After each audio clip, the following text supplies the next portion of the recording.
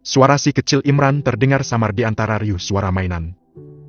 Ibu, dipanggil sama Dedek Imran. Suara Zio menggema di seantero ruang tengah. Dalam Soleh, mana sih yang manggil ibu?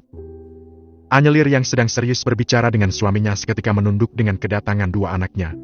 Zio menggendong sang aduh dengan hanya memegangi bagian perutnya. Sementara dua suster entah di mana. Ini bu, Dedek yang manggil. Zio dengan susah payah menggendong adiknya yang masih 7 bulan. Anak 6 tahun lebih sedikit, meskipun berbadan gemuk tentu saja dia masih kewalahan menggendong bayi 7 bulan.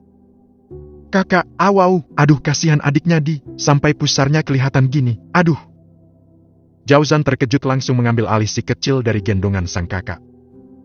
Kakak Zio sayang sama ade ya, pengen cepat bisa gendong adik. Anya menunduk. Iya tapi Imran sulit banget digendong, anu disuruh diam gak mau dia. Rajuk Zio. Solehnya ibu, si Dedek bukan gak mau diem, tapi belum maksud dengan arahan kakak. Bagaimana supaya dia maksud? Supaya dia mudeng, ya diajarin, pelan-pelan. Anyelir berusaha sabar memberi pengertian, meskipun hatinya deg-degan juga melihat anak kandungnya diperlakukan demikian sama kakaknya. Zio, jangan sembarangan gendong adik dulu ya, kasihan dia. Masak badannya ditarik saja, sampai pusarnya kelihatan. Jauzan sekali mengingatkan sambil menggelengkan kepala pelan. Tapi dia nggak nangis kan? Kata ibu kalau adik nangis itu kalau nggak nyaman, atau kesakitan, atau lapar, atau haus, atau pap, atau pep. Zio berdalih. Sayang, kata ayah benar, tapi Zio juga benar kok. Zio kan sayang ya sama adik, tapi Zio juga harus perhatikan kenyamanan adiknya ya, jangan sampai adiknya kesakitan. Emang adik kesakitan ya? Tadi dia nangis sebentar, berarti dia nggak nyaman atau sakit. Oh, maaf ya bu. Zio terlihat menyesal. Anyelir meraih kepalanya dan diciumnya rambut anak itu dari belakang penuh cinta. It's okay, lain kali hati-hati ya. Ucap Anya lembut. Bu, endong.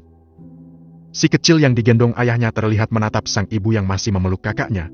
Zio menghalangi gerakan ibunya yang hendak mengambil adiknya dengan gerakan yang sedikit kasar. Jauzan Nadi agak kesal. Gak boleh, ini ibunya kakak. Zio tiba-tiba menjadi posesif. Loh, ini ibunya semua, ibunya Zio sama Imran. Sini-sini, kita duduk di sofa aja yuk. Gak usah gendong, ayah. Bawa ke sini ya, Dedek. Ucap Anya pelan. Semua menurut dan duduk di sofa panjang ruang tengah rumah besar tersebut. Imran terlihat lebih tenang. Suster Neni memberi bayi 7 bulan itu sebotol susu formula yang langsung dikenyotnya lahap. Ih, adek lo minum susu melulu, ngedot. Zio mengomentari. Dia masih saja ngelendot di pangkuan ibunya meski tetap duduk di sofa. Jauzan menggelengkan kepalanya dengan tingkah Zio yang masih manja dan menang sendiri. Ya, kan adek masih kecil, Zio dulu juga gitu kok ngedot. Bahkan mau tidur saja ngedot. Sang ayah menimpali. Apa iya ya? Iyalah. Zio manggut-manggut. Kakak Zio ini yang paling gede ya, nanti harus bisa menjaga dan melindungi adik-adiknya. Imran juga nantikan jadi kakak juga. Mulai sekarang, manggilnya bukan Dedek lagi, tapi Abang Imran atau Mas Imran. Jauzan mulai memberikan penjelasan akan hadirnya adik baru untuk kedua anaknya. Mas Imran saja ya? Ucap Anya. Hah, masak ia sekecil itu dipanggil Mas? Apa ia Dedek Imran mau jadi kakak juga? Zio mengelak sekaligus meledek adiknya. Iya, ibu kan sudah mengandung Dedek lagi. Kali ini kalian akan punya Dedek 2 sekaligus. Ucap Jauzan sambil mengacungkan 2 jari telunjuk dan tengahnya. Waduh, wah. Mata Zio melotot seolah heran tak percaya. Iya, seneng kan? Doakan ibu ya, supaya ibu dan adik-adik yang masih di perut sehat. Jauzan memberikan pengertian. Ayah, Dedek Imran belum tahu kalau dia mau punya adik lagi. Ah, mana dia tahu? Dia taunya ngedot melulu. Zio sekali lagi meledek adiknya. Kak. Si kecil berceloteh di antara kesibukannya minum susu dari dalam botol dot yang mulai kosong. Dia merangkak dan mulai melepaskan diri dari pangkuan sang ayah. Apa, kamu mau jadi kakak? Mas, belajar jalan cepat sana. Masak iya kakak nggak bisa jalan? Zio meledek adiknya. Bibirnya mencibir. Ya kan Mas Imran masih 7 bulan, dulu kakak Zio jalannya sampai 13 bulan baru jalan. Jauzan sekali lagi berusaha menetralkan. Apa iya ya? Ya. Tapi, tak berapa lama, botol dot di mulut Imran tiba-tiba mendarat di kepala si sulung dengan benturan yang cukup keras. Tok. Imran sekali lagi membenturkan botol mika itu di kepala kakaknya. Tok. Seketika si sulung menjerit dengan suara yang melengking keras. Dia menangis dan hendak menyerang sang adik yang masih 7 bulan yang langsung diangkat dan dibawa di pangkuan sang ayah. Huaa, adik nakal banget. Nakal. Kamu, nakal banget sih. Suara Zio merajuk di antara tangisnya yang melengking. Anyelir cepat mengambil alih si sulung dan dibawanya dalam pangkuan. Ibu, adik nakal banget sih. Aku gak sayang kamu loh. Sekali lagi dia merajuk. Maaf ya, adik masih kecil belum tahu kalau seperti itu menyakiti. Ucap Anya berusaha menenangkan sambil mengusap-usap rambut ikal kecoklatan si sulung. Sementara Imran menatap tanpa rasa bersalah dengan mata besarnya. Zio sudah mau kelas 1 ya, sudah tidak cengeng lagi, dan belajar membantu ibu kalau adiknya rewel, membantu nenangin Imran supaya tenang. Tadi mungkin dia tidak nyaman jadi memukul. Anya memberikan pengertian. Zio mulai mengangguk dengan kepala menempel di dada ibunya. Sejenak semua diam. Hanya tangisan Zio yang terdengar dengan isakan yang makin jarang. Zio kan belum 7 tahunnya, apa bisa esok masuk kelas 1? Bisa mas, di swasta ini lebih fleksibel aturannya lah, gak harus 7 tahun tepat. Jawab Anya. Zio mau TK saja lagi. Celetuk si kecil. Lo kenapa? Nanti kalau SD ibu akan bilang Zio sudah besar dan akan disuruh-suruh. Zio gak mau nemenin adik nakal. Pekiknya sekali lagi, menatap sang adik dengan muka cemberut. Sementara sang adik di pangkuan ayahnya tertawa menampakkan 2 gigi seri bawahnya. Jauzan seketika tersenyum sementara Anyelir kaget dengan reaksi spontan sang anak. Maaf ya, dedekan. Tapi gerakan Zio begitu cepat menjambak rambut adiknya dan akhirnya si kecil gantian menangis dengan histeris hingga neneknya yang sedang di dapur langsung berlari menghambur ke ruang tengah. Selina langsung mengambil Imran dari pangkuan ayahnya dan menggendongnya. Kenapa ini? Jiwa protektif sang nenek keluar. Biasalah mah, kelahi sama kakaknya. Jawab Anya enteng. Selina sekilas menatap Zio yang masih terseduh di pangkuan ibunya dengan tatapan tidak suka. Dia langsung membawa si kecil Imran keluar diikuti sang suster. Tangis Imran semakin lama semakin reda hingga lenyap sama sekali.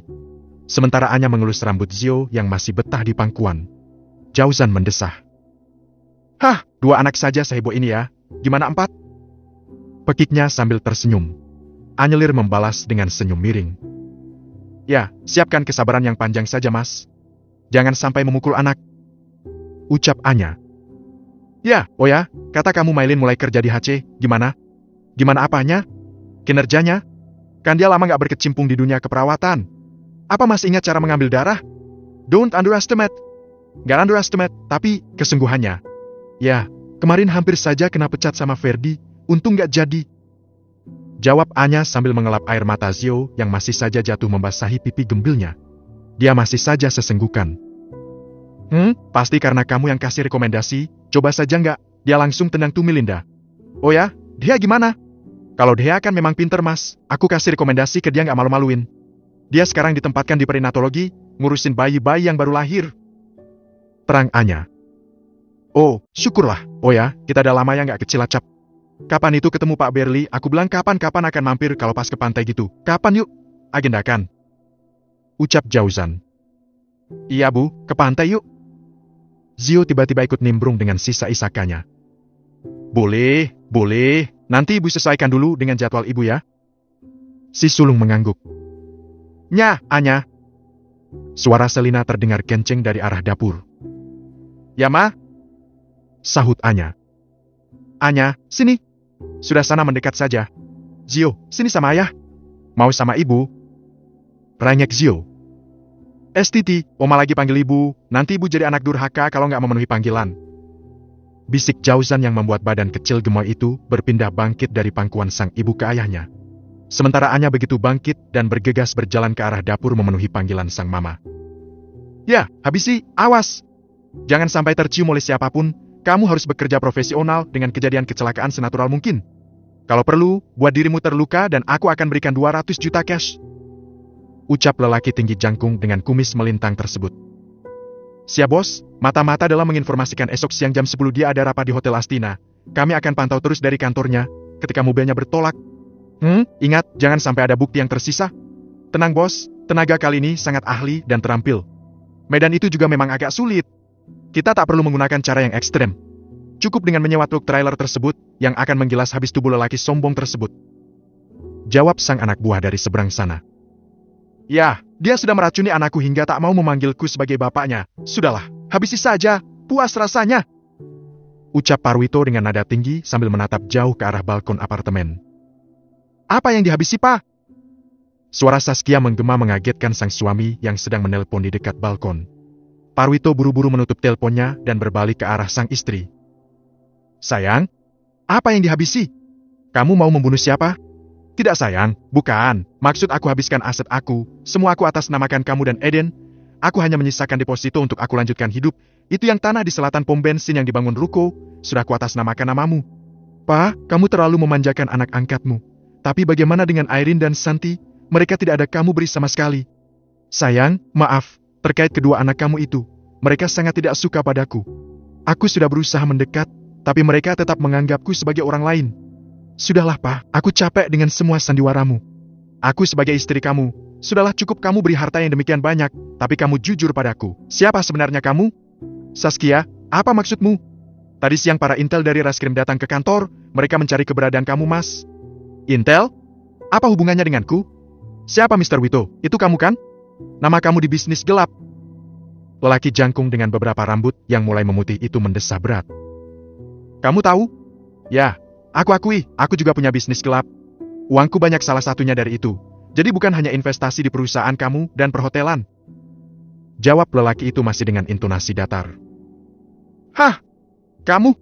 Aku minta kita cerai saja, Mas. Aku tidak mau terlibat dengan pekerjaan haram kamu. Tanpa kamu minta, aku juga sudah memikirkannya. Saskia, jangan kamu kira aku tidak peduli padamu. Aku sudah urus surat cerai ini. Pengacaraku sudah uruskan semua, dan aku sudah bagi kamu beberapa aset yang kupunya. Saham SAS aku atas namakan Eden, atau ke lembaga amal jika dia tidak mau menerimanya. Tapi, aku sudah sampaikan ke dia dan dia siap menerimanya. Hah, jadi kamu sudah menceraikan aku? Belum sah, selama kamu belum menandatanganinya. Tapi tadi kamu sudah minta cerai duluan, artinya kamu setuju, dan siap menandatangani. Apa itu artinya kamu sudah tahu kamu akan ditangkap dan kena hukuman berat? Atau bahkan mati? Hah, itu urusanku. Tidak perlu kamu pikirkan. Yang jelas hubungan kita sebagai suami istri telah usai. Aku sudah bukan bagian dari SAS dan kita nggak ada relasi lagi. Lupakan aku. Ucap Parwito sembari melengos. Pantas selama ini kamu selalu menghindariku. Banyak rahasia yang kamu sembunyikan. Dan sekarang kamu sudah tahu bukan? Apakah harta yang aku bagikan ke kamu kurang? Maka mintalah lagi, berapa yang kamu mau? Hah, kamu pikir di otakku ini hanya ada uang?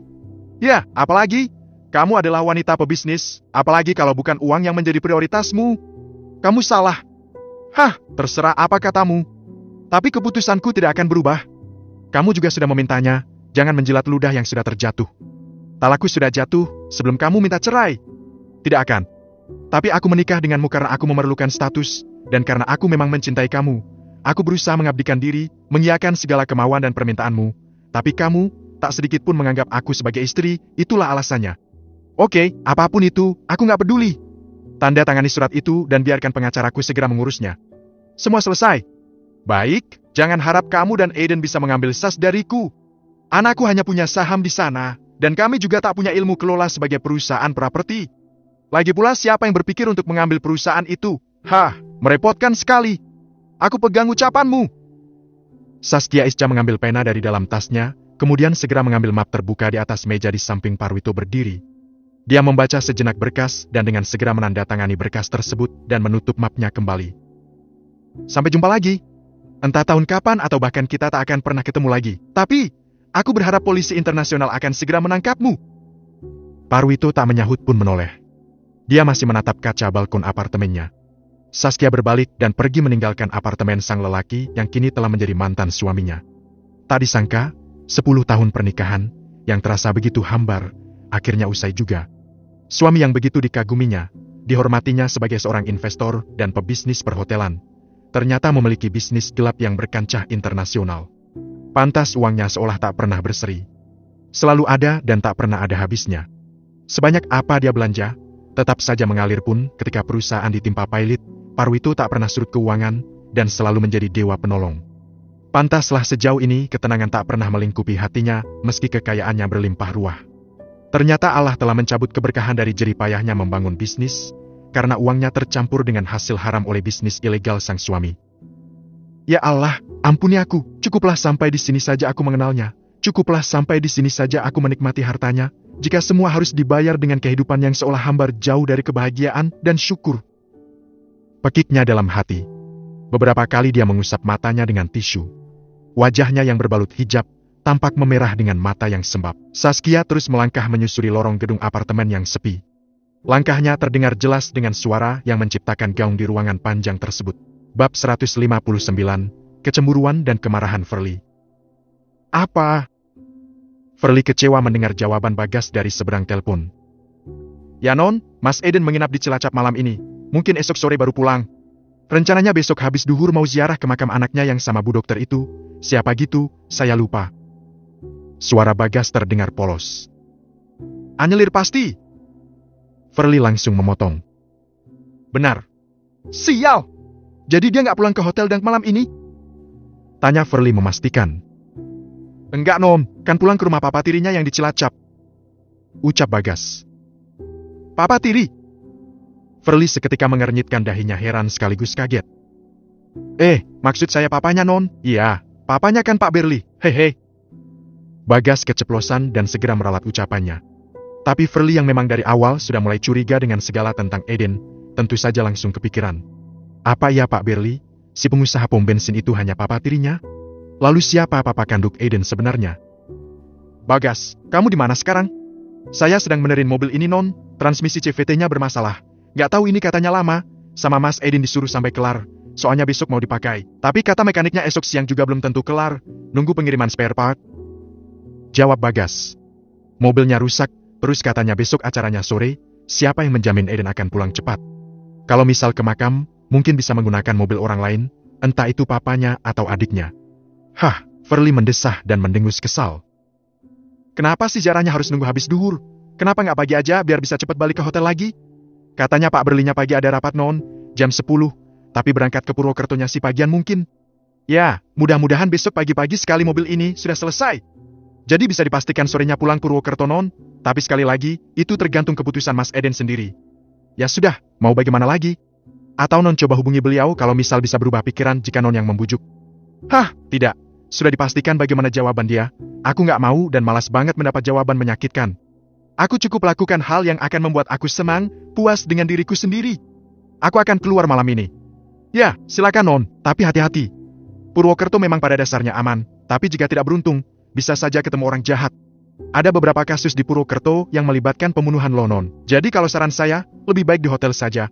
Kalau mau makan di kafe atau ke mall, pakai saja aplikasi taksi online. Tapi, non harus izin Mas Eden, agar dia nggak marah misal tahu dari orang lain, mata dia di mana-mana loh non. Bagas menakut-nakuti. Hah, cerewet sekali, baiklah, tidak usah khawatir. Asal kamu tidak melaporkannya ke bosmu itu, dia tidak akan tahu. Meski saya tidak melaporkan, saya yakin Mas Eden tetap tahu non, dia itu sangat jeli orangnya. Baik, aku akan pamit ke dia nanti. Ya, hati-hati non. Haham. Kleks. Verly meletakkan ponselnya. Dia berjalan ke arah jendela hotel yang memberikan pemandangan kota Purwokerto di malam hari dari lantai 11 kamarnya. Hah, anyelir lagi. Sebegitu dalamnya suamiku mencintai wanita ini, tak ada cara lain kecuali melenyapkannya. Aku sudah kehilangan cinta Jauzan, dan kini aku tidak mau sekali lagi kalah dari wanita yang sebenarnya nilainya lebih rendah dariku itu. Hah! Verly mendengus. Verly membuka kembali handphonenya. Dia melihat pesan yang sedari tadi dikirimnya kepada sang suami dan tak satu pun yang terbalas. Meskipun ada keterangan bahwa Eden online, tapi lelaki itu bahkan tidak menghiraukannya. Sekedar membuka saja dia tidak mau, dasar sombong. Umpatnya, dia mencoba melakukan panggilan dan di luar dugaan, Eden mengangkatnya. Malam ini aku di rumah papa, kamu sendirian dulu, kalau butuh apa-apa, hubungi saja Bagas. Dia sedang benerin mobil di daerah Tanjung. Ucap Eden to the point. Mas, kamu malam ini gak perlu aku? Padahal ada tanggapan. Sudah ya, aku tutup dulu, jangan ganggu aku. Suara Eden akhirnya terdengar kembali. Ketus tanpa ekspresi. Kleks. Eden menutup panggilan sepihak. Verly seketika membanting ponselnya di atas kasur. Bedbah! Silan! Umpatnya. Verly mematung menatap ponselnya yang kini seketika menggelap setelah sambungan diputus. Dia merasa sakit, ingin menangis tapi hatinya terlalu marah. Tenggorokannya terasa begitu kering dengan air mata yang sedari tadi sore dia keluarkan karena menangisi nasibnya menjadi istri Eden. Istri tanpa status yang tidak diakui dan terkesan disembunyikan, bahkan dari papanya. Verly merasa sakit. Dia mulai mencintainya dengan segenap rasa, memiliki tubuhnya, tapi tidak dengan hatinya. Gadis itu melepas kerudungnya, itu kelabakan mendatanginya kemudian berlutut di bawah kakinya. Tapi kini, foto-foto itu dia kirimkan kepada Aiden, sang suami siri. Dilihat dengan keterangan centang biru, tapi tanpa komentar sama sekali meskipun keterangan di laman dia masih online. Aiden tak peduli. Bahkan setelah aku memberikan ini, dia tetap mengabaikan aku, hanya demi wanita itu. Hah, wanita yang telah bersuami. Tangis Verly kembali pecah. Tapi tak berlangsung lama. Wanita itu kemudian menulis pesan lagi. Mas, kangen, cepatlah pulang. Aiden tidak segera menjawab. Tapi beberapa saat kemudian sebuah pesan yang sangat menyakitkan muncul. Kamu sebegitu sensnya ya? Aku mau pulang kapan ke Purwokerto terserah aku, kamu ingat tugasmu saja. Kalau aku nggak datang padamu, artinya aku nggak butuh. Paham? Verly membaca pesan itu dengan mata memerah. Aiden memang tak punya hati. Oh ya, awas kalau sampai ketahuan kamu jajan laki-laki. Aku bisa bunuh kamu kapan saja aku mau. Camkan itu. Aku tidak mau kena penyakit. Kecuali kalau aku sudah mendapatkan istri sahku kembali, aku akan bebaskan kamu dengan kompensasi yang layak buatmu. Jangan khawatir. Aiden kembali menulis pesan menohok yang lebih menyakitkan. Aiden akan membuangku? Dia akan menceraikan aku jika sudah berhasil mendapatkan Anya? Hah, lalu bagaimana jika dia tahu aku saat ini aku berbadan dua? Hah, tapi apa yang akan dia lakukan? Sepertinya aku yang harus bertindak cepat. Anakku butuh pengakuan dari ayahnya. Dengan cara apapun, aku tidak mau kembali melakukan dosa dengan aborsi. Tidak ada yang boleh merebut hati Aiden dariku. Pekik Verly dengan penuh amarah. Dia segera mengambil ponsel dan menuliskan sebuah pesan pada sebuah nomor. Aku punya uang darimu Aiden, dan dengan uang ini akan aku gunakan untuk mendapatkanmu. Jika tidak bisa juga, aku juga bisa membunuhmu sekalian jika hatimu terlalu keras. Pekiknya. Setan benar-benar telah merasuki jiwa Verly. Dia sudah tidak bisa membedakan batasan antara yang boleh dan tidak untuk dilakukan. Mata hatinya telah buta, pendengarannya tuli oleh amarah dan kecemburuan yang semakin berkobar menjadi dendam. Ada senyum ngeri yang terpancar dari wajahnya yang pucat pasi. Sejenak, tatapan wanita cantik itu menjadi kosong. Setelah pesannya terkirim, sebuah keputusan besar telah dia ambil kini. Jam 9 pagi, rumah besar 3 lantai itu terlihat sepi. Memang kini selalu demikian, meskipun kadang penghuninya berkumpul. Sejak meninggalnya Selvi, Berly jarang mengadakan acara di rumahnya. Bukan karena dia pelit, tapi dia lebih suka menyumbangkan langsung uangnya ke lembaga amal, atau menyetorkan zakatnya ke masjid dekat rumah untuk ditasarufkan panitia masjid sesuai dengan kebutuhan umat. Menurut Berly, hal itu lebih menjaga hatinya dari sifat ria. Ya, pemikiran orang memang beda-beda. Kalau Selvi, sering sekali mengadakan acara amal, mengundang anak yatim yang akan memenuhi rumahnya sehingga semua orang tahu kedermawanan keluarga Rajendra. Kadang kajian besar megundang daikondang, tak lupa juga acara arisan ibu-ibu sosialita yang kadang membutuhkan rencana hingga berhari-hari dan dana yang besar dengan pernik-pernik dan dekorasi yang mahal. Tapi, memang rumah menjadi terlihat hidup dengan segala aktivitasnya. Pagi itu Aiden sudah mandi dan berganti baju. Berly ternyata tak pernah merubah kamarnya. Semua masih sama, bahkan letak sofa dan kursi tak ada yang bergeser. Tapi, ada yang beda dengan perasaannya pagi ini. Rasanya dia enggan meninggalkan kamar tersebut. Kerinduannya begitu membuncah mengingat momen di mana dia pernah sekamar dengan sang pujaan hati hingga berkali-kali di sini, dari sejak dia lumpuh hingga istrinya mengandung anaknya. Tapi, semua kenikmatan kebersamaan itu dia sia-siakan. Air matanya jatuh. Dalam angannya dia ingin sekali momen itu berulang, meskipun kini terasa makin sulit dan mustahil baginya merebut hati Anya dari tangan Jauzan. Sedangkan dia tahu si lelaki yang menjadi rivalnya itu adalah sosok suami sempurna harapan Anyelir. Aiden bangkit. Dia mengelap rambutnya yang basah. Pagi ini dia keramas setelah semalam bermain dengan bayangan karena foto-foto yang dikirimkan Verly sukses memangkitkan gairah kelelakiannya. Ya, meskipun dia tidak merespon dan membalas chat itu, nyatanya Verly memang sebenarnya sangat menggoda. Tidak ada yang bisa mengatakan gadis itu jelek ataupun tidak menarik. Hanya memang kini, hatinya tertutup untuk wanita manapun. Seburuk apa dirinya, tetap saja ingin mendapatkan sosok wanita yang baik. Dan wanita seperti Verly, tidak akan menjadi istri ideal yang baik untuk calon anak-anaknya nanti. Aiden mengambil beberapa helai bajunya. Dia memilih mengenakan baju koko yang selama ini jarang dia kenakan. Koko putih dengan celana kain warna abu, karena hari ini, agenda dia ingin ke makam sang anak bersama dengan papa dan mantan istrinya, jika sang papa berhasil membujuk. Lelaki 37 tahun itu mematut diri di depan cermin. Dia memandangi dirinya. Tak banyak yang berubah. Postur yang sempurna, tinggi tegap dengan wajah yang kata sebagian orang indah bak ukiran mahakarya Tuhan, yang selalu dikagumi kaum Hawa dari sejak dia sekolah. Dan dia pernah dicintai beberapa wanita. Dan dia di sini, hidup sebagai bagian dari keluarga Rajendra, yang selalu terlindungi, dijodohkan dengan wanita yang dibencinya, yang kini justru menjadi cinta sejatinya. Ya, di matanya saat ini, tak ada yang begitu menarik kecuali Anya. Cantiknya, sabarnya, tulusnya, dan satu lagi keibuannya, hanya dia yang pantas menjadi ibu dari anak-anaknya kelak. Tidak ada yang lain. Jika satu anaknya dengan Anya telah kembali kepada Tuhan, maka dia akan berusaha mendapatkan kembali anak-anak yang bisa dibesarkannya dalam cinta dan kasih sayang dia dan wanita itu. Itu harapannya. Tapi, ada juga resah di hatinya. Dia merasa begitu rendah diri saat ini. Bukan masalah harta dan fisik, tapi wanita yang diinginkannya begitu bersih dan baik. Sementara dia, setelah kasus perselingkuhannya dengan Melinda, apalagi setelah tahu tentang kenyataan status dirinya yang ternyata anak hasil perselingkuhan, hidupnya makin gak karuan. Jalannya selama ini semakin banyak berlumur dosa. Apalagi fisiknya kini sudah tidak sempurna lagi. Rasanya memang tak pantas bersanding dengan Anyelir. Aiden menunduk. Apakah ku sudahi semua? Kuturuti keinginan papa, pikirnya. Tapi, desakan harapannya begitu kuat untuk kembali.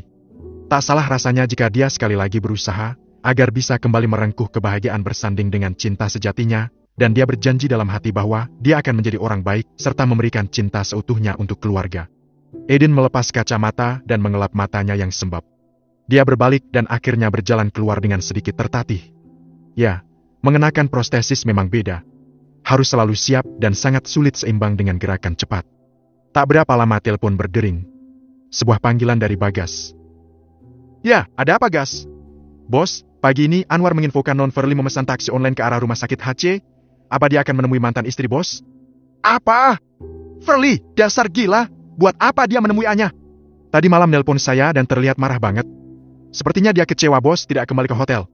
Aku berencana ke Purwokerto, Anwar suruh awasi dia, jangan sampai terjadi hal yang tidak diinginkan. Baik bos. Kamu cepat jemput aku. Aduh, mobilnya belum jadi bos, spare partnya datang jam 10 pagi ini. Bodoh, itu sangat terlambat. Harusnya kamu pilih bengkel yang layak. Lah, cuma ini bengkel resminya bos, gak ada yang lain. Hah, ya sudah, kabari aku jika sudah selesai. Baik. Aiden menutup sambungan telepon. Dia menghentakkan tangannya kesal dengan dua berita yang begitu mengganggu pikirannya. Verly mulai menyentuh Anya, tidak mengindahkan larangannya dan lagi malah mobilnya belum juga kelar diservis. Hah, ada-ada saja. Dia menuruni anak tangga dengan gusar menuju lantai bawah. Tapi, dilihatnya sang papa yang katanya mau berangkat rapat malah masih mengenakan piyama. Pak, katanya mau rapat. Iya, Pak Rahman mengabari rapat ditunda jam 11 nanti. Kamu tenang saja, jadwal kita nggak cancel. Oh ya, papa sudah menghubungi Anya. Dia ada operasi jam 1 nanti, tidak bisa ikut. Tapi dia akan mengunjungi esok bersama suaminya. Lagi pula, dia lagi hamil lagi. Kemarin sempat hampir pingsan selepas operasi. Jadi takut jika pergi tanpa suaminya. Jauzan juga sedang di Jakarta, pulang sore ini. Terang Berli. Sekali lagi berita tidak mengenakan. Aiden makin kesal. Anya hamil lagi. Kurang ajar sekali Jauzan, dia kembali mencuri star. Dasar mesum. Umpatnya dalam hati. Kamu gak apa-apa kan? Berli menatap heran muka Aiden yang seketika berubah. Ah, ya, gak apa-apa. Jawab Aiden cepat.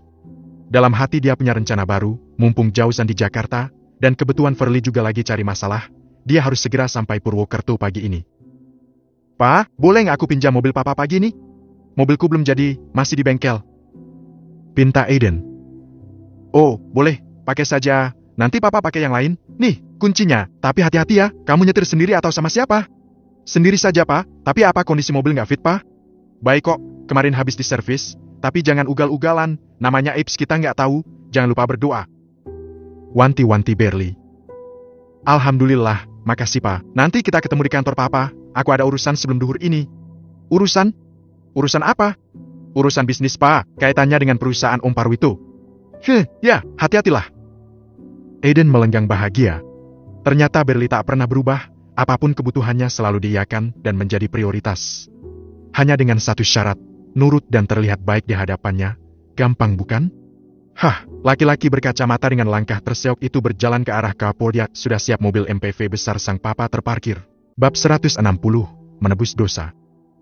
Pa, berangkat ya? Aiden berbalik lagi, menyalami sang papa dan mencium tangan Berli takzim. Ada sesuatu yang mengulik rasa Berli yang seketika bisa menerima Aiden dengan lembut kali ini. Lelaki yang kini badannya terlihat lebih kurus itu tersenyum.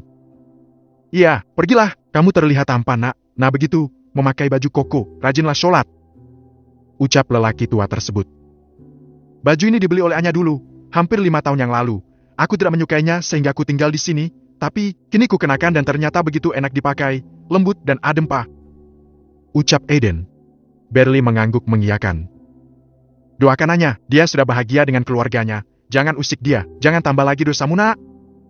Saran Berli tulus dengan penuh penekanan. Aiden tercenung. Lelaki muda itu diam sejenak. Kemudian dia menunduk, duduk di sofa di sebelah sang papa yang kini dia ketahui sebagai ayah tirinya. Ya, lelaki yang sudah merawatnya sekian puluh tahun itu masih selalu sama, mencintai dan menyayanginya dengan penuh ketulusan. Pa, maafkan aku atas semua kenakalan aku di masa lalu, juga kekasaran aku kalau menolak nasihat papa, kebohonganku, semua, selama ini, aku berjanji akan menjadi pribadi yang lebih baik, doakan aku ya pa. Ucap lelaki muda itu sembari menatap manik mata papa angkatnya. Berli sedikit kaget. Mendadak lelaki yang hampir 60 tahun itu merasa sedih. Dia terharu mendengar penuturan sang anak tiri yang kini seolah telah menyadari segala kekeliruannya. Papa selalu memaafkanmu, asal kamu menjadi orang baik, papa pasti doakan kamu nak. Ucapnya sambil menepuk pundak sang anak berkali-kali. Dan, aku juga minta maaf atas nama mama. Mama mengkhianati papa. Aku bisa merasakan bagaimana rasanya menjadi papa, memaafkan perselingkuhan mama, dan merawat aku yang papa tahu sebagai anak haram, hasil kelakuan mama. Aiden berucap dengan penuh penekanan. Ada hembusan napas berat yang keluar dari mulut sang pemuda. Berli mengusap matanya yang mulai memerah mengembun. Nak, Rasulullah pernah bersabda, tiada seorang anak pun yang lahir kecuali ia dilahirkan dalam keadaan fitrah. Kamu tidak ada dosa sama sekali. Dalam hal ini, orang tuamu lah yang bersalah. Kamu tetap seorang anak yang terlahir murni, tanpa dosa, tanpa celah. Nak, kamu tak bisa memilih lahir dari rahim siapa, tapi kamu bisa memilih hendak menjadi apa dan kehidupan seperti apa yang hendak kamu jalani. Semua di tangan kamu. Ucap Berli sembari menatap sang anak dengan lembut. Pa, itulah yang membuat aku makin salut padamu. Engkau keras tapi berhati lembut, papa menyayangi aku tulus. Aiden tiba-tiba kembali mencium tangan Berli. Alhamdulillah, ya, jujur waktu itu papa marah. Tapi papa, alhamdulillah bisa menguasai diri, berusaha memaafkan mama kamu, juga introspeksi diri terhadap segala kekurangan papa. Sudahlah, yang lalu biarkan berlalu, hadapi apa yang ada di depan kita. Jangan lama-lama melihat kaca spion, kamu bisa nabrak. Terus semangat, optimis dengan masa depan, dan tetaplah istiqomah dengan tobatmu. Dengan jalan lurusmu. Ingat, jalan lurus tidak selalunya lancar, tapi kau harus bertahan. Nasihat Berli. Aiden seketika bangkit dengan mata sembabnya. Lelaki muda itu terlihat bingung tapi juga lega. Seolah gunung beban di pundaknya hempas sudah dengan semua jawaban sang papa. Berangkatlah, nanti kamu ditunggu, jangan sampai membuat papa kamu kecewa dengan kinerjamu. Ucap Berli lagi. Baik pa, Assalamualaikum. Waalaikumsalam. Berli memandangi sang anak tiri yang berjalan meninggalkannya. Hingga tubuh itu lenyap dan mobil MPV besar yang dikendarainya berjalan, bergerak meninggalkan rumah, dia masih menatapnya. Ada kesedihan yang tiba-tiba menyeruak masuk memenuhi rongga dadanya. Tapi dengan senyum tipis, dia kembali mengusap matanya yang masih menyisakan basah. Sebuah harapan tergambar, semoga anak tirinya ini benar-benar berubah menjadi lebih baik dari mulai detik itu. Antarkan ini ke Garden Rooftop, Dewan Direksi sedang rapat di sana pagi ini jam 9:30, masih ada waktu 10 menit lagi, jangan telat ya. Ucap Bu Ratna, sang kepala perawat di ruang poli umum. Sebuah map warna biru yang tidak begitu tebal berisi laporan kinerja poli bulan ini. Ya, rapat kecil direksi memang ada tahunan, triwulan dan ada juga insidental. Direktur baru sangat jeli mengontrol kinerja rumah sakit dengan visi misi idealnya, maklumlah jiwa muda. Melinda mengangguk dan siap melaksanakan perintah karena memang dia satu-satunya perawat junior yang siap menjadi pesuruh. Sang perawat baru segera keluar ruangan poli umum berjalan ke arah lift untuk naik hingga lantai 5, kemudian baru menuju tangga ke arah rooftop, karena memang kebetulan tidak ada lift hingga rooftop rumah sakit. Kata Bu Ratna ini sudah ketiga kalinya Dr. Ferdi mengajak rapat di sana. Katanya sekaligus melatih fisik naik turun tangga demi menjaga kebugaran tim direksi yang beberapa orang memang telah berumur. Ketika sampai lantai 4, lift terbuka dan dengan spontan tanpa melihat angka, Melinda keluar dan lift menutup kembali. Sadar baru sampai lantai 4, Mylin kembali dan memencet tombol lift, tapi ternyata antrian pemakaian lift sangat panjang. Alhasil akhirnya dia memutuskan lewat tangga agar berkas sampai tepat waktu dan tidak kena marah sang top manajer lagi. Dia memutar langkah menuju tangga darurat dengan perlahan. Tapi, sebuah suara terdengar dan mengalihkan perhatiannya, sangat jelas. Suara dua orang yang sedang bercakap. Terdengar begitu serius. Melinda menghentikan langkah. Kamu sudah siapkan semua dengan baik? Ingat, aku sudah berikan 200 juta, dokter itu harus mati hari ini juga. Kalau sampai kamu gagal, kamu harus pertanggungjawabkan semua dan jika kamu berhasil, aku akan tambahkan 200 juta lagi. Uang bagiku tak masalah. Suara seorang perempuan asing yang sama sekali tak dikenalnya. Siapa ya?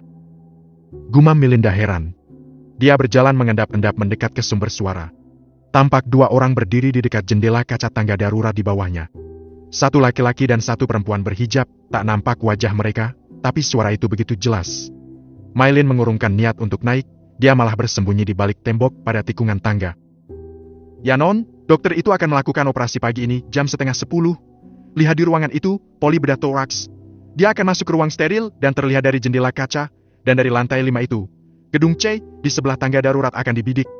Ruangan itu cukup sepi, bahkan petugas kebersihan pun tak pernah ke sana. Sniper ini sangat berpengalaman, targetnya tidak akan meleset. Kemarin di jam yang sama dia sudah melakukan observasi. Suara jawaban, seorang laki-laki. Tubuh Melinda seketika gemetar. 9:30, poli bedah toraks. Dokter, bukannya hari ini adalah jadwal Anya yang akan melakukan operasi? Tangannya yang menggenggam map seketika dingin dengan detak jantungnya yang tak karuan. Jadi mereka menargetkan kakaknya itu? Tapi kenapa? Apa salah Anya?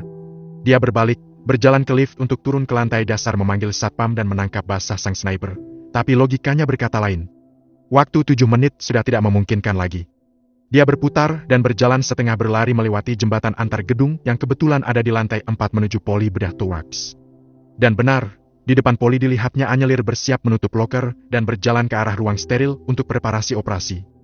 Melinda segera berlari menghambur dan menabrak sang kakak sepersusuannya itu sambil memekik keras. Awas kak, nunduk! Teriaknya.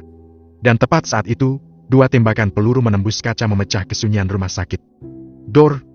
Dor! Beberapa orang perawat laki-laki meneriakkan untuk segera tiarap. Tubuh itu terhuyung dengan darah muntrat membasahi jilbab dan badan Anyelir. Melinda tersenyum dengan tangan gemetar. 2 peluru bersarang di kepalanya yang seketika membuat wajah dan hijab putihnya berlumuran darah. Sebagian darah muntrat ke arah muka Anyelir, dan wajah teduh itu seketika berteriak memanggil nama adik angkatnya tersebut dalam ekspresi ngeri, kaget, dan sedih yang bercampur. Maylin! Melinda! Hening, seluruh mata menatap nanar ke arah tubuh yang terhuyung ambruk bersimbah darah. Jilbab putih yang dikenakan sang perawat kini memerah basah. Kakak, syukurlah, kamu, selamat, Allah yang melindungimu. Suara itu terbata, dengan senyum dan ekspresi menahan sakit. Tangan Maylin masih erat memegang berkas laporan poli umum dalam map plastik warna biru yang seketika terkulai dan jatuh ke lantai. Tangan satunya menunjuk ke arah gedung C, di mana sang sniper berdiam. Suasana menjadi riuh. Beberapa orang perawat dan dokter residen sigap memberikan pertolongan kepada Melinda. Seseorang langsung menghubungi satpam dengan telepon ruang rumah sakit. Mendadak suasana damai dan tenang praoperasi di depan ruangan poli bedah toraks menjadi kacau. Anyelir sibuk terus berusaha menghentikan perdarahan di kepala Melinda yang kini terbaring di atas bed pasien. Bawa ke poli bedah saraf! Cepat! Cepat! Teriak sang dokter wanita dengan penuh putus asa. Blus yang dikenakannya telah berlumuran darah, bau anyir menyebar kemana-mana memenuhi ruangan lobi poli bedah toraks hingga pojok lorong. Ferdian dan tim direksi datang tergopoh ke lokasi dengan setengah berlari. Lelaki itu menatap sang pujaan hati yang muka dan bajunya dipenuhi cairan merah kental tersebut. Anya. Lelaki itu memungut berkas biru yang tergeletak di lantai dengan bercak darah. Anyelir duduk tergugu di kursi tunggu depan ruang steril dengan wajah lunglai dan tatapan kosong. Fer, kamu harus tangkap pembunuh itu, dia menarget dari gedung C. Ucap Anya dengan mata memerah menatap sang direktur rumah sakit tanpa ekspresi. Ferdian mendekat. Duduk di sebelah sang dokter wanita dengan penuh kekhawatiran. Kamu, baik-baik saja? Ada yang terluka? Anyelir menggeleng lemah. Adikku tertembak oleh sniper, dari sana. Anyelir menunjuk gedung C. Sudah ditangani. Orang itu pasti tertangkap. Siapa saja yang mencelakai kamu, aku tidak akan memaafkannya. Ucap Ferdi cepat. Tatapan sang dokter anak tak lepas dari wajah dokter wanita yang pucat pasi di depannya. Tangan Anyelir dilihatnya gemetar. Mungkin rasa takut itu begitu menghantui pikirannya saat ini. Dok, pasien sudah dianestesi, menunggu operasi. Tiba-tiba seorang dokter residen datang mendekat. Telepon dokter Anggoro untuk menggantikan dokter Tias operasi pagi ini, dia masih sangat syok, rumah dokter Anggoro dekat. Ucap Ferdi masih duduk di samping Anyelir dengan mata tak pernah lepas dari wajah dan tubuh penuh darah di sampingnya. Nya, ganti baju ya. Malah mendekat. Kebetulan memang dia adalah direktur medis yang ada agenda rapat dengan sang direktur utama. Bagaimana adikku? Apa dia sudah dibawa ke poli bedah saraf? Anyelir bukannya menjawab malah balik bertanya. Sudah, aku lihat sendiri tadi. Dokter Bashir sedang berjuang bersama dengan dokter Ahyar. Semoga adikmu selamat ya. Tenang, tenang dan doakan. Terang Ferdi, tangan lelaki itu tanpa sadar kini menggantung hendak mengusap punggung yang terus saja berguncang di sebelahnya. Dia melindungi aku tidak tahu siapa yang membenciku dan mengapa aku menjadi target pembunuhan. Apa salahku dalam hal ini? Anyelir masih saja larut dalam syok, kaget dengan kejadian singkat yang begitu tak terduga. Hatinya lebur dalam kebingungan dan penyesalan yang tak berujung. Kenapa mesti ada korban? Dan kenapa Melinda yang baru saja menikmati masa taubatnya? Hah? Nya, aku temenin ganti baju ya, lihat, blus kamu berlumuran darah sayang. Malah mendekat sambil menyodorkan baju yang diambil dari loker sahabatnya tersebut. Ferdi ikut mengangguk memberikan dukungan.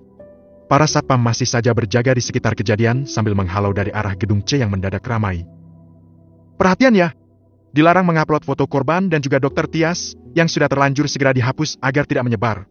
Ingat, jika ada yang melanggar, sanksi tegas akan saya jatuhkan, pahit-pahitnya adalah keluar dan bebas tugas dari rumah sakit ini. Ucap sang direktur rumah sakit lantang dengan banyaknya para tenaga medis yang mendekat. Iya dok. Siap dok. Suara beberapa yang hadir sembari menurunkan ponsel. Beberapa polisi datang dan langsung melakukan interogasi. Bagaimana dengan hasil pemeriksaan CCTV? Tanya Ferdi pada salah seorang staf yang merupakan tim direksi. Ferdi masih memegang map plastik biru yang berlumuran darah yang dia serahkan kepada polisi. Sedang dilakukan penelurusan dok, tapi alhamdulillah semua CCTV dalam kondisi bagus, semoga tidak ada kendala. Jawab sang kepala humas. Pak, ini berkas yang dibawa korban, keterangan dari Bu Ratna kepala perawat poli umum, dia sedang diutus ke Wuftap mengantarkan berkas untuk rapat saya pagi ini, karena kami berencana rapat jam 9:30, dalam perjalanan ke Wuftap kok ada ramai-ramai dan langsung ke sini. Ucap Ferdi yang masih ditemani Direktur Keuangan, Direktur Sumber Daya Manusia, dan Direktur Keperawatan. Sementara Dr. Dres Maladewi, sang direktur medis menemani sang sahabat yang masih syok duduk di kursi tunggu. Polisi memotret dan melakukan ulah tempat kejadian perkara. Malah menuntun Anya masuk ke toilet untuk berganti dengan baju yang dibawa sang dokter dari rumah sebagai ganti. Biasanya memang dia akan pakai setelah operasi.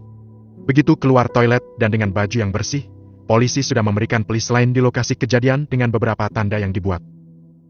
Mal, aku mau ke poli bedah saraf. Ucap Anya lemah. Gimana dok? Malah melempar permintaan Anya pada Ferdian. Ya, 2 satpam menemani dokter Tias ke poli bedah saraf. Titah Ferdian segera diiyakan. Tapi, beberapa saat kemudian Jauzan datang bersama dengan 2 asistennya dengan tergopoh-gopoh. Ferdi terlihat melengos melihat wajah yang sangat tidak dia sukai. Sayang? Mas? Anyelir langsung menghambur ke pelukan suaminya yang membuat Ferdi semakin melengos. Maaf, begitu dikabari aku langsung ke sini, syukurlah kamu baik-baik saja. Ucap Jauzan lembut sambil mendekap sang istri erat di pelukan. Ferdi semakin keki. Dia memberikan kode kepada 2 satpam yang tadi mendapat tugas, kemudian melangkah hendak pergi. Dokter Ferdi? Jauzan memanggilnya. Aku harap semua ini tidak ada sangkut pautnya denganmu, ucap Jauzan lantang. Apa maksudmu? Kamu pikir aku akan mencoreng nama rumah sakit yang kini kupimpin sendiri? Jawab Ferdi ketus. Hah, oke, ucapanmu masuk akal. Aku masih bersyukur istriku selamat. Tapi jika sampai terjadi apa-apa, kamu harus bertanggungjawabkan semua. Ancam Jauzan dengan muka datar. Mas, jangan bicara begitu, Dokter Ferdi. Beliau tidak tahu apa-apa. Sepertinya Mailin yang tahu hal ini. Aku yakin, dia melindungi aku mas, dan dia juga menunjuk lokasi snipernya. Mas, ayo mas, temani aku ke poli bedah saraf. Aku harus pastikan Mailin baik-baik saja. Cegah Anya memotong perdebatan antar Ferdi dan suaminya. Ya, baiklah sayang, ayo. Jauzan membawa sang istri berjalan menjauh menuju ruangan poli bedah saraf di lantai yang sama. Sementara Ferdi, masih berdiri mematung menatap kepergian suami istri yang diikuti 3 orang anak buah Jauzan yang berbadan kekar berotot itu. Dasar manusia tolol! Orang sudah ditolong malahan tidak tahu berterima kasih. Kini malah menuduh aku mencelakai istrinya. Gila! Mana mungkin aku mencelakai Anya? Gumam Ferdi yang hanya didengar oleh Mala yang berdiri di sebelah. Sudahlah, tidak perlu digubris. Namanya suami, istrinya lagi hamil, pasti sangat protek. Ucap Mala. Hamil? Hah, benar ternyata dugaan aku. Benar-benar lelaki tak tahu diri. Bukannya melindungi, menyayangi istri, dia malah menyiksa istrinya demi syahwatnya sendiri. Dasar edan. Yang benar saja, belum juga anaknya setahun sudah dihamili lagi, tidak punya peri kemanusiaan. Ferdi masih saja berucap yang isinya mengecam Jauzan. Anya mengejar umur Fa, dia kan hampir 35. Jauzan pengen anak banyak, mereka kan sama-sama anak tunggal. Ini juga sangat bersyukur, Anya diberi kehamilan kembar. Apa? Kembar? Hah, alangkah beruntungnya pengacara itu, nasibnya selalu baik. Tidak seperti aku. Umpat Ferdi jelaus. Syukuri apa yang kita peroleh, istrimu juga jauh lebih sempurna dari Anya, lebih muda, lebih cantik, lebih cerdas, dan keluarga juga mentereng, apa bedanya? Mala menghibur. Ferdi tersenyum kecut. Mala benar. Mungkin Amirah memang lebih dari semua yang disebut Mala tadi. Tapi, cinta yang telah 14 tahun terpupuk untuk Anya itu, ternyata sulit dihapusnya hingga kini. Bahkan dia masih rela, berkorban harta, waktu, tenaga, untuk sekedar demi kebahagiaan sang pujaan hati, entah sampai kapan, mungkin sampai ajal menjemputnya. Cinta dan kekaguman itu akan tetap ada, singgah di dadanya, tersimpan dalam diam dan hanya diketahui oleh dirinya sendiri. Bab 161, Kesedihan Kehilangan Putra Sulung. Maaf, Dokter Tias, ini kasus serius. 2 peluru bersarang di kepala, 1 di cerebrum otak besar dan 1 mengenai telinga dan brainstem batang otak. Yang jelas perdarahan otak dan kerusakan jaringan pada organ tersebut kompleks sekali. Kami sudah berusaha, tapi Tuhan menghendaki lain. Kondisi kritis, hanya menunggu waktu saja. Dokter Basir menyampaikan diagnosanya setelah pemeriksaan dan penanganan yang dilakukannya. Apa, bawa ke ruang operasi, Dok? Anyelir berucap dengan nada lemah. Hypovolemic shock. Kami bahkan sudah melakukan kauterisasi ke beberapa vena dan arteri, tapi arteri temporal robek dan membuang banyak volume darah pasien. Lanjut sang dokter saraf lesu. Anyelir diam.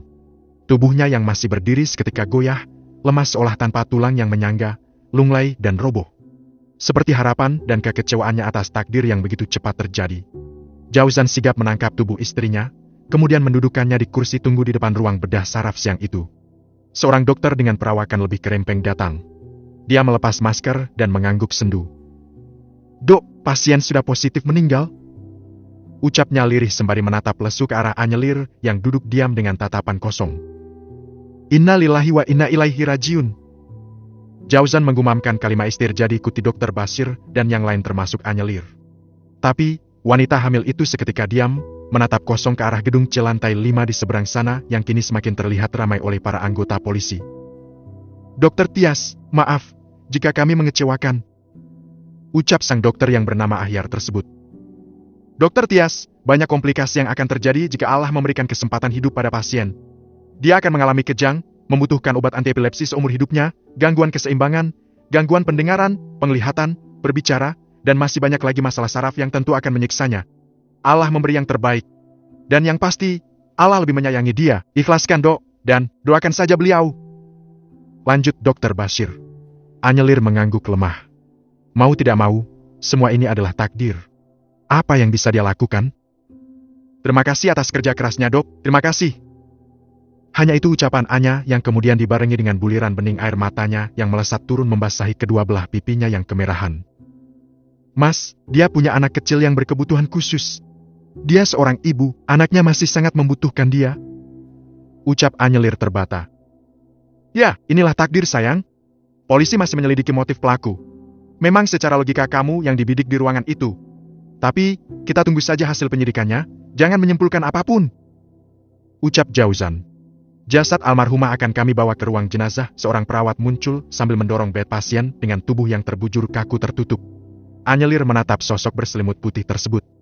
Kelebatan bayangan masa lalu kembali berputar-putar di kepalanya. Sosok Melinda yang cantik, yang pernah menggoreskan luka yang teramat dalam, yang kemudian menderita penyakit jantung dan berhasil selamat dengan operasi yang dia lakukan. Kemudian tobat dengan seluruh kesadarannya, mendekat minta pertolongan, tapi akhirnya Allah panggil dengan kondisi yang sangat mengenaskan.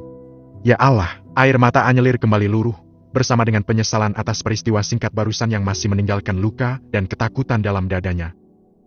Sayang, hari ini, langsung pulang ya. Mas takut nanti terjadi apa-apa sama kamu dan bayi kita. Jauzan berucap lembut, seolah tanpa ada kesedihan sedikit pun di matanya. Mas, tapi Melinda, papa dan mama harus tahu. Jawab Anya.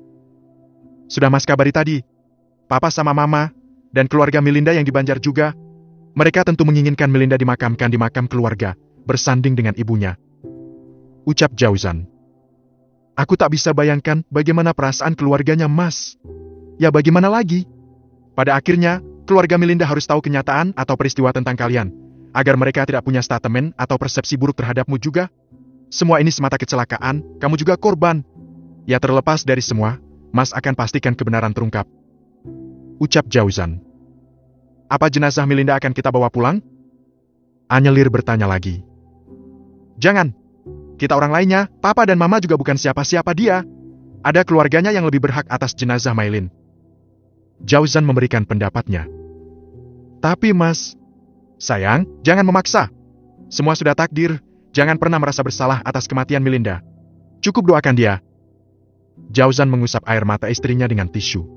Kelembutan sikapnya mampu kembali menumbuhkan keberanian yang sempat robek terkoyak beberapa saat lalu. Lelaki itu membantunya berdiri dan mereka pun pamit dari ruangan poli bedah saraf tersebut. Berjalan perlahan ke arah lift, kemudian turun menuju parkiran. Sementara ketiga asisten yang sekaligus bodyguard Jauzan terlihat berjalan di belakang dengan penuh waspada menatap kanan dan kiri juga sekitar sambil terus mengawasi kedua tuanya di depan. Sampai di lantai dasar, mereka hampir melewati area parkir rumah sakit. Perhatian beberapa pengunjung rumah sakit terlihat fokus ke ruang UGD yang terlihat ramai dengan kedatangan 2 ambulan. Kasak kusuk dengan beberapa orang yang histeris. Entah apa yang terjadi. Juga ada beberapa anggota polisi yang terlibat, masih berjaga di depan pintu UGD. Hardy, kamu cari tahu apa yang terjadi. Sementara aku akan menunggu di mobil. Titah Jauzan. Baik pak. Jawab sang anak buah patuh.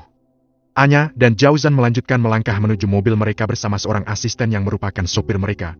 Sementara Hardy dan Arman mendekat ke sumber informasi, Satpam rumah sakit. Beberapa saat menunggu, akhirnya Hardy dan Arman kembali. Mereka duduk di jok belakang sambil menceritakan informasi yang barusan mereka peroleh. Ada apa itu? Pak, mereka bukan kelanjutan kasus penembakan ibu, tapi kasus tabrakan hebat tadi pak, kurang lebih jam 10 pagi di Gunung Tugel. Terang Hardy. Tabrakan? Oh, kasus lalu lintas selalu saja ada tiap harinya, entah siapa yang salah. Entah karena medan atau human error, semua bisa saja terjadi. Hah? Jauzan mendesah. Ini beda pak, katanya tadi sekitar jam 10 AM terjadi kecelakaan hebat di Jalan Gunung Tugel. Mobil Elvar dari arah selatan adu banteng dengan tronton bermuatan dari arah utara yang mengalami remblong. Kondisi ringsek parah. Pengendara Elvar tewas di tempat dengan kondisi mengenaskan. Ucap Hardy. Astagfirullah, innalillahi wa inna ilaihi rajiun. Ya Allah, kasihan sekali. Komentar Jauzan. Iya, jenazahnya bagian kepalanya sudah, wajahnya hancur, tak bisa dikenali. Bajunya putih penuh darah. Ngeri tadi saya sempat lihat sekilas. Masih di kantong jenazah. Ini keluarganya sudah dikabari belum datang juga, katanya bapaknya syok berat dengan kondisi anak lelakinya. Lanjut Hardy. Oh, itu pengendaranya masih muda pak? Anyelir ikut menanggapi. Benar bu, sepertinya dia menyetir sendiri, bajunya mengenakan koko putih celana abu, tapi ya itu, wajahnya nggak bisa dikenali. Mau lihat fotonya? Hardy mendekatkan ponselnya. Anyelir mendekatkan tubuhnya ke sang suami. Jauzan segera meraih handphone sang anak buah dan melihatnya sekilas. Hardy, meskipun istriku dokter, dia tetap seorang wanita. Jangan menambah kekagetannya karena peristiwa tadi dengan gambarmu itu. Kilah Jauzan sedikit bernada kesal. Maaf pak, tidak bermaksud. Maaf bu, tapi saya kasihan. Sudah 1 jam lebih jenazah ini, tanpa ada yang mengurusnya. Begitu cerita sang satpam. Bapaknya masih syok dikabari kejadian. Ucap Hardy. Oh ya, bagaimana dengan kelanjutan penyelidikan polisi? Setelah ini kamu ikuti perkembangannya. Jauzan kembali fokus dengan permasalahan mereka. Baik pak, setelah bapak dan ibu dipastikan aman sampai rumah, kami akan kembali ke rumah sakit. Jawab Hardy. Mas, sebelum ada kejelasan tentang sniper itu, aku belum berani ke rumah sakit. Aku benar-benar takut dengan peristiwa ini, takut akan terjadi hal serupa. Ucap Anya masih dengan suara yang gemetar. Ya, aku pun tidak tega melihat kamu dalam bahaya sayang, lebih baik di rumah dulu saja, demi keselamatan kamu dan anak-anak kita. Jauzan mengeratkan pelukannya kepada sang istri. Tarikan napas lelaki itu menyeratkan kelelahan atas segala peristiwa dan permasalahan yang tak kunjung usai. Sementara, mereka telah sampai di depan rumah, di mana Selina menunggu dengan cemas di teras depan bersama dua orang suster dan si kecil Imran di gendongan. Berli duduk dengan tangan gemetar, sambil meletakkan gagang telepon di tempatnya. Mendengar apa yang disampaikan oleh seorang anggota Satlantas Purwokerto Selatan barusan. Belum ada 1 jam semenjak kepergian sang anak tiri dengan mobilnya, dia mendapat kabar yang begitu mengagetkan sekaligus memilukan dan membuat syok dirinya bahwa sang anak sulung yang merupakan anak tirinya itu tewas dalam kecelakaan lalu lintas yang tragis, bertabrakan dengan truk tronton yang mengalami remblong dari arah berlawanan. Beribu penyesalan hadir. Kenapa dia mengizinkan Aiden menggunakan mobilnya kala itu? Seandainya dia tahu akan begini, tentu dia tidak akan pernah izinkan anak muda itu pergi sendirian menyetir menggunakan mobilnya. Ya Tuhan, ayah macam apa aku ini? Ucapnya berkali-kali. Dia mengambil ponsel dan menghubungi nomor Dea, sang anak yang menjadi perawat di rumah sakit HC. Ya Pak, Assalamualaikum. Suara Dea terdengar datar. Berli berpikir bagaimana menyampaikan berita ini pada anak keduanya. Wah, Waalaikumsalam Dea. Suara Berli serak. Ada apa, Pak? Apa kamu baik-baik saja? Ya, Pak, kenapa? Papa sehat? Baik-baik saja, bukan? Kakakmu kecelakaan. Kamu cek ke UGD Dea, katanya dia masuk HC sekarang. Suara Berli tersendat-sendat. Mas Eden kecelakaan di mana, Pak? Kapan? Baik, aku akan segera ke UGD. Papa tenang ya, semua akan baik-baik saja. Aku izin ke perawat jaga yang lain. Suara Dea berubah sedikit kaget dan khawatir. Iya nak, Papa segera menyusul. Kecelakaan di Gunung Tugel, perjalanan dari Cilacap ke Purwokerto. Papa juga nggak tahu kenapa dia lewat rute situ. Dea, sabar ya, tunggu Papa datang. Berli mulai lancar berbicara menguasai perasaannya. Iya Pak, Papa yang tenang, ingat kondisi kesehatan Papa. Istighfar dan banyak dizikir ya Pak di jalan. Suara Dea terdengar penuh kecemasan dari seberang sana. Ya, insya Allah, kamu juga ya. Assalamualaikum Dea, hati-hati. Waalaikumsalam Pak. Kleks. Berli menarik napas. Dia kembali mencari nomor lain, menghubungi sang anak bungsu, Ariel yang sedang kuliah di kota yang sama. Kebetulan kedua anak kandungnya itu semua di kota Mendoan. Jadi harapannya mereka langsung bisa memastikan kondisi sang anak sulung, apakah benar berita yang diterimanya dari anggota Satlantas tadi. Assalamualaikum Pak. Waalaikumsalam. Ariel kamu sibuk? Apa ada kuliah siang ini? Ada Pak, nanti jam pertama. Gimana? Datang ke UGD Rumah Sakit HC, Eden, kakakmu kecelakaan tadi jam ke-10. Kamu pastikan kondisinya, kabari Papa segera. Papa akan segera bersiap ke Purwokerto. Ucap Berli lancar. Lebih lancar daripada ketika menghubungi Dea. Mbak Dea? Bukan, kakak sulungmu. Oh, astagfirullah. Mas Eden ini kok langganan kecelakaan ya? Apa dia selalu galau-galan sih di jalan? Bikin Papa khawatir saja. Iya Pak, Papa yang tenang ya. Sabar, semua pasti akan baik-baik saja. Pak, apa Mas Eden kecelakaan di Gunung Tugel? Benar. Yang melibatkan truk tronton? Benar. Astagfirullah. Sabar Pak. Iya. Sudah menghubungi Mbak Dea? Sudah, dia sedang mengecek ke UGD. Pak, apa sebaiknya Papa tunggu di rumah saja? Biar aku sama Mbak Dea yang mengurus Mas Eden, Pak. Tidak, Papa sudah siap mau berangkat. Kamu cepat ke rumah sakit, tunggu Papa. Potong Berli. Mbak, baik Pak, Assalamualaikum. Waalaikumsalam. Kleks. Berli mengambil napas lagi sejenak, sambil menghapus air matanya. Tarikan dan hembusan napasnya masih saja tersengal meski dia berusaha atur sedemikian mungkin. Usianya yang tak lagi muda, nyatanya sangat berpengaruh terhadap kondisi fisiknya saat ini. Dia kembali menatap ponsel, mencari nomor sang sopir atau satpam rumah yang mungkin sedang berjaga di luar rumah. Nyi Pak, sudah mau berangkat sekarang? Suara Pak Syarif terdengar. Kamu ke ruang tengah segera, sama Rozak atau Anwar ya, kita akan segera ke Purwokerto. Ucap Berli. Nyi Pak, segera ke situ. Jawab Syarif. Dan telepon dimatikan. Berli menyandarkan tubuhnya yang kini terlihat lebih kurus dan ringkih itu ke bahu sofa. Tatapan mata orang tua itu kosong ke arah luar sana, ke arah taman. Dan dalam hitungan menit, kedua orang itu sudah memenuhi permintaannya mendatangi sang majikan ke ruang tengah rumah besar 3 lantai tersebut. "Pak, apa yang harus kami lakukan?" "Antar aku ke Purwokerto," pinta Berli. "Baik, jadi mau rapat jam 11, Pak. Tapi ini sudah hampir habis waktunya. Bukan untuk rapat, rapatnya diganti virtual dan sudah selesai. Syarif, anakku Aiden, kecelakaan. Dan dia sudah tewas, kini jenazahnya di rumah sakit HC." Berli berucap lirih, berusaha tegar. Tapi nyatanya air matanya langsung jatuh tak tertahankan lagi, membuat dua anak buah itu terperangah tak percaya sekaligus kaget, iba tapi juga bingung harus melakukan apa. "Mas Aiden? Gak mungkin, Pak, gak mungkin, tadi baru saja beliau keluar," ucap Syarif. "Memang gak mungkin, aku juga berharap semua ini mimpi, aku berharap semua ini akan segera berakhir. Aku berharap segera bangun. Tapi aku sudah berulang kali mencubit tanganku sendiri. Syarif, ini bukan mimpi, Aiden sudah gak ada, dia baru saja di sini, pamit dan mencium tanganku. Belum juga aku beranjak, kita berjanji bertemu di kantorku jam 1 siang ini untuk berziarah ke makam anaknya. Syarif, dia malah menyusul anaknya." Berli tergugu. Pak Syarif dan Pak Rozak saling pandang, tak percaya. Wajah masing-masing mereka berubah sembab dan mata mereka ikut memerah dengan berita mengejutkan tersebut. Ketiganya menangis bersama. "Ini tidak benar, Syarif. Aku juga berharap ini tidak benar," ucap Berli lirih sekali lagi. "Nyi, Pak, tapi penjenengan harus sabar. Tak Bapak, Mas Aiden saat ini hanya butuh doa. Hubungi Mbak Dia dan Mas Ariel. Mereka bisa membantu Bapak untuk kepulangan jenazah," ucap Rozak. Berli mengangguk tapi masih tergugu. Rasa kehilangan anak itu ternyata lebih sakit dari sekedar mendapat berita perselingkuhan istrinya beberapa tahun lalu. Seandainya waktu bisa diputar, dia pasti tidak mengizinkan Aiden pergi duluan dengan mobilnya. Tapi siapa yang tahu kejadian yang akan datang? Tidak ada, kecuali sang pemilik takdir. Dan inilah takdir. Berli mengusap mata dan hidungnya yang basah. "Dea dan Ariel, sudah kukabari. Tapi aku tetap akan ke sana, memastikan anakku. Kalian ikut ya, Syarif, kamu yang nyetir, Rozak menemani kamu di depan. Siapa tahu terjadi apa-apa denganku," ucap Berli. "Nyi, Pak, monggo." "Sabar, Pak, nyebut, berucap yang baik-baik saja," ucap Rozak sekali lagi mengingatkan.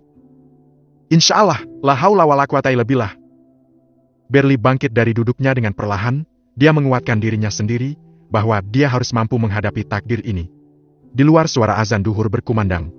Suaranya merdu mengalun membawa kerinduan yang membuncah pada sang pemilik takdir. Tadi pagi, Aiden mengenakan koko putih, yang dia akan pakai katanya saat sholat zuhur nanti. Tapi ternyata, itu menjadi baju terakhirnya, yang bahkan tak sempat ajalnya sampai pada waktu sholat duhur kali ini. Berli kembali memejamkan mata, menelan kesedihan mengingat sang putra sulung, yang ternyata dipanggil sang pencipta di usia yang masih begitu belia.